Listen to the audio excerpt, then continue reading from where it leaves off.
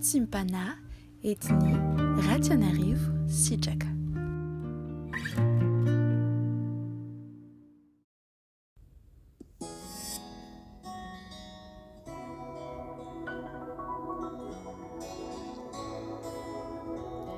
Seigneur, parle-moi.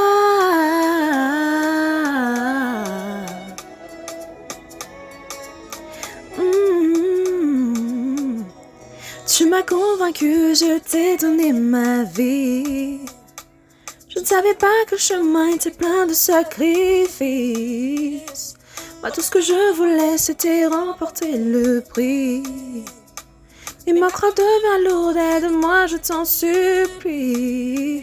Tu m'as dit, fais-moi confiance, je serai ton appui. Mais les épreuves s'enchaînent, Seigneur, je ne te vois pas. Tu m'as dit, fais-moi confiance, je serai ton abri. Mais les épreuves s'enchaînent, Seigneur, je ne te vois pas. Seigneur, parle-moi. Il va faire mentir tes promesses, Seigneur, parle-moi. Guide-moi. Le chemin semble obscurci, Seigneur, guide-moi. Tu es tout pour moi, je ne saurais vivre sans toi.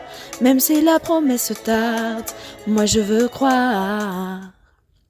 Seigneur Jésus-Christ, en effet, tu es tout pour nous et nous ne saurions vivre sans toi. Et même si la promesse, Seigneur, tarde, nous voulons croire. En ton nom nous prions. Amen. Chère famille en Christ, aujourd'hui, le message s'intitule « Même si la promesse tarde ». Voici, nous allons ouvrir notre Bible dans Genèse chapitre 17. Genèse chapitre 17, versets 15 à 22. Genèse chapitre 17, versets 15 à 22. Nous allons lire au nom de notre Seigneur Jésus-Christ Tout-Puissant. Dieu dit à Abraham, tu ne donneras plus à Sarai, ta femme, le nom de Sarai, mais son nom sera Sarah. Je la bénirai et je te donnerai d'elle un fils. Je la bénirai et elle deviendra des nations, des rois, de peuples sortiront d'elle. Abraham tomba sur sa face, il rit et il dit en son cœur, naîtrait-il un fils, un homme de 100 ans? Et Sarah, âgée de 90 ans, enfanterait-elle? Et Abraham dit à Dieu, ô qu'Ismaël vive devant ta face. Dieu dit, certainement Sarah ta femme t'enfantera un fils, et tu l'appelleras du nom d'Isaac. J'établirai mon alliance avec lui comme une alliance perpétuelle pour sa postérité après lui. À l'égard d'Ismaël, je t'ai exaucé. Voici, je le bénirai, je le rendrai fécond, je le multiplierai à l'infini. Il engendrera 12 princes et je ferai de lui une grande nation. J'établirai mon alliance avec Isaac, que Sarah t'enfantera à cette époque-ci de l'année prochaine. Lorsqu'il eut achevé de lui parler, Dieu s'éleva au-dessus d'Abraham. Amen. Je pense que c'est un passage que nous n'avons peut-être jamais entendu parler. Et pour ma part, l'ayant déjà lu plusieurs fois, ce n'est qu'en préparant ce partage que beaucoup de choses m'ont interpellée. Beaucoup de choses ont pris du sens et une certaine résonance dans mon esprit. L'Éternel Dieu, après avoir dit à Abraham, tu ne t'appelleras plus Abraham, mais Abraham, dit maintenant, tu ne donneras plus à Sarai ta femme le nom de Sarai. Désormais, son nom sera Sarah. Sarah est son nom. Il donne un nom nouveau, une nouvelle identité à la femme d'Abraham. Et c'est exceptionnel parce que Dieu l'établit véritablement comme une femme puissante, une femme exceptionnelle, une femme d'une nouveauté quasiment absolue. Elle change de nom. Désormais, elle enfantera, ce qui n'était pas le cas jusqu'alors. Et voici, Dieu l'établit aux côtés d'Abraham, ayant elle aussi une descendance. Du coup, avec Abraham, évidemment. Et ici, nous avons le rétablissement exactement comme Adam et Ève. Quand Dieu a créé Ève, juste avant, il a dit à Adam, « Je te ferai une aide semblable, une Ézer, dit la parole.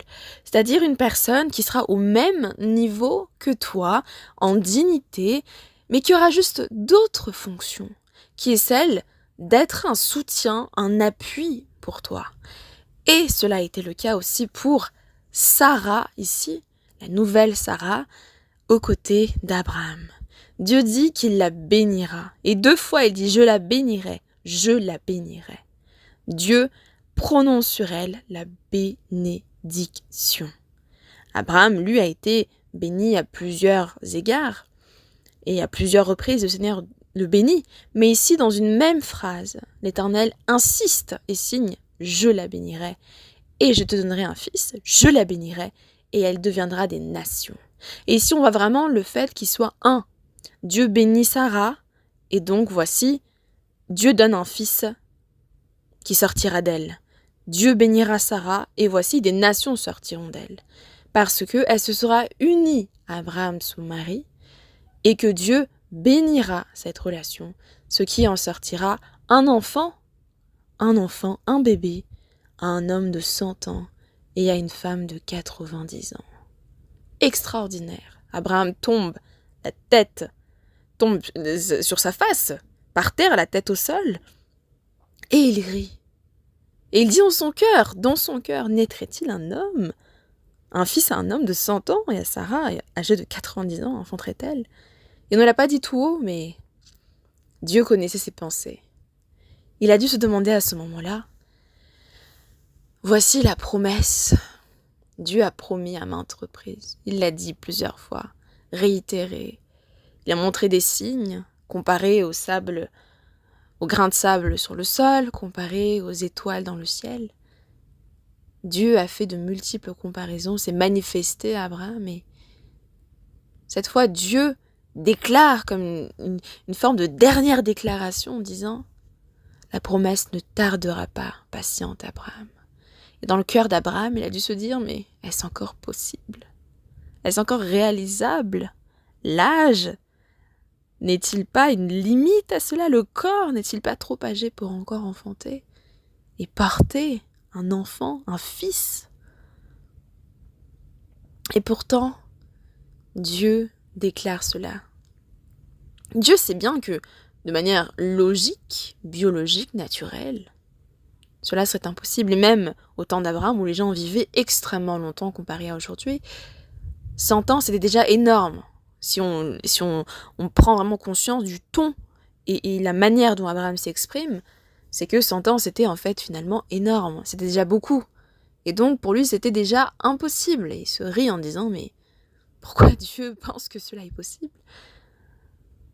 Et pourtant, Dieu lui dit que la promesse ne tardera pas parce que elle enfantera un fils exactement à cette période, l'année prochaine. Waouh, n'est-ce pas? Extraordinaire, exceptionnel. Et Dieu donne déjà un nom à ce fils qui s'appellera Isaac. Isaac, le fils de la promesse. Et à qui Dieu fait déjà une alliance avant même qu'il ne naisse. Et cela nous rappelle quelque chose d'extraordinaire. Dans les psaumes, chapitre 139, David dit « Avant même que je ne fus finalement né du sein de ma mère, sorti de ma mère, tu me voyais déjà dans le secret, tu m'as tissé dans le secret, tu m'as vu dans le secret et tu m'as formé dans les profondeurs de la terre. » Cela veut dire que Abraham était déjà connu de Dieu. Dieu voyait déjà tout ce qu'il allait vivre. Sarah, pareil. Et Isaac, ici, qui n'est pas encore né, Dieu le savait déjà. Il établit déjà une alliance avec Isaac qui n'est pas encore né. Ainsi, l'alliance de Dieu ne se fonde pas sur le fait qu'Isaac n'existe pas encore, ni qu'Abraham ou Sarah ne puissent pas enfanter biologiquement, naturellement selon leur âge, mais l'alliance de Dieu se fonde sur Dieu lui-même et sa capacité à faire et à produire des choses qui n'existent pas. Au moment de la création, Dieu dit que la lumière soit et la lumière fut. Auparavant, la lumière n'était pas, mais désormais la lumière fut et existe jusqu'à aujourd'hui. Dieu est donc créateur. Dieu est donc extraordinaire. Dieu est exceptionnel. Ses actions sont historiques.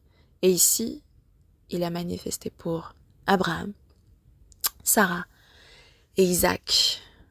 De notre vie, le Seigneur nous a certainement parlé. Dans nos pensées, dans notre cœur, dans les rêves qu'il a mis en nous, dans les aspirations que nous avons, dans les choses que nous avons à cœur de faire.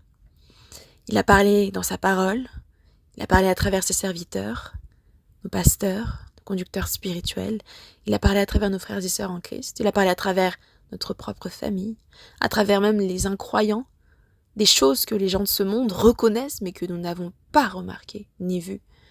Ô combien de fois des enfants de Dieu sont surpris de ce que pense le monde d'eux, pas des choses négatives mais pas des choses extraordinaires, des choses positives. Et c'est comme si nos yeux étaient trop aveuglés pour reconnaître la grandeur que Dieu a mis en nous, le plan extraordinaire, exceptionnel que Dieu a mis en nous, un plan d'une grandeur inouïe, et que c'est comme si on était habitué ou parce qu'on était devenu trop submergé par les circonstances ou par notre quotidien, train-train quotidien, qui fait qu'on a oublié le fait que Dieu est un Dieu de l'extraordinaire et que l'extraordinaire se trouve partout où nous sommes, tout autour de nous, en nous. Et en toi, Dieu a placé quelque chose de précieux. En toi, Dieu a placé quelque chose que ce monde parfois reconnaît et voit, et que nous-mêmes, nous ne voyons pas. Et c'est exactement le cas ici d'Abraham. Certainement, les gens autour de lui s'étaient dit, mais il est d'un certain âge, il a quitté son pays pour s'établir ici, il a gagné contre des rois, sa renommée.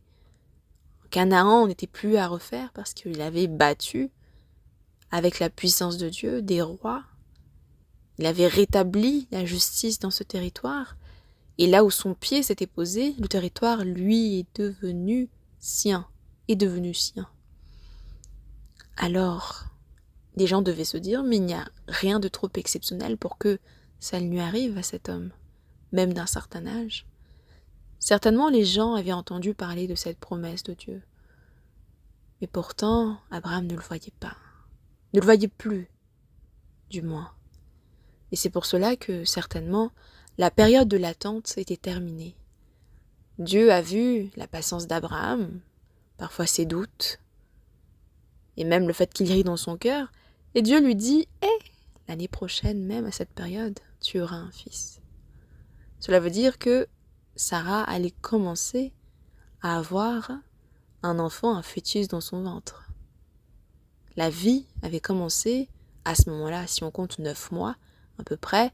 Si on dit la 7e période, ça peut être entre 9 et 12 mois. Et la gestation d'un enfant est de 9 mois.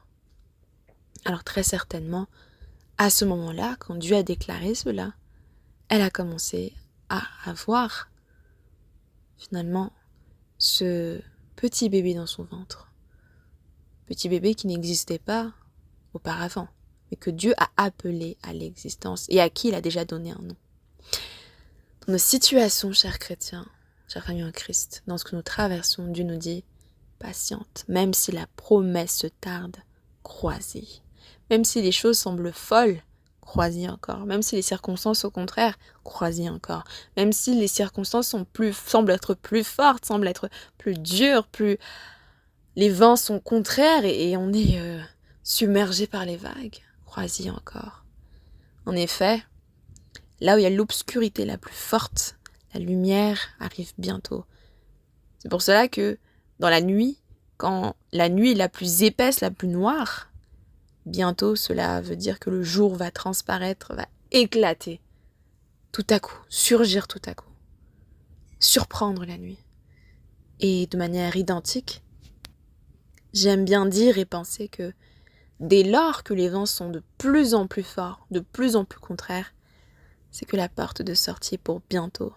Parce que Satan, ou du moins les épreuves, sont faites de sorte à ce que nous soyons testés, à ce que nous soyons finalement, on arrive au bout de ce qu'on peut produire en tant que chrétien croyant, en tant que personne qui a confiance en Dieu. Et quand les vents sont forts, c'est qu'en fait, on est au plus près de la porte de sortie, au plus près de la percée de ce que Dieu veut faire.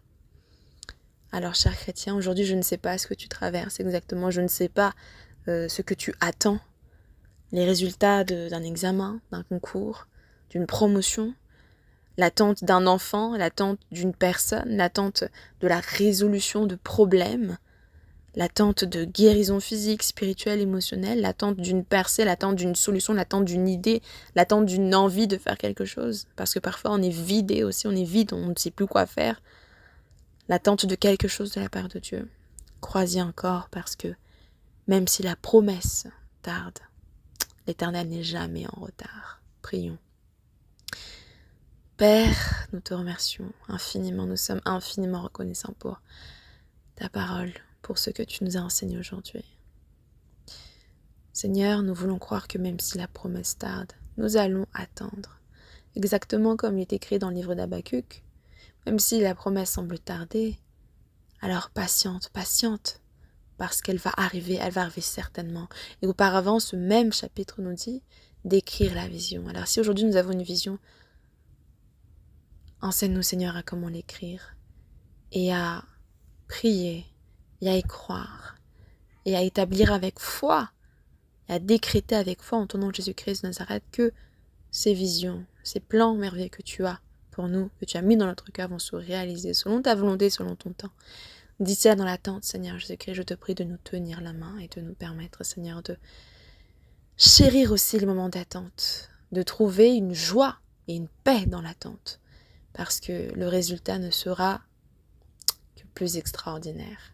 Gloire te soit rendue, ô roi des rois, Seigneur des seigneurs, à toi l'agneau immolé toute l'adoration qui vient de nos bouches et de nos cœurs. Alléluia, merci Saint-Esprit. Amen.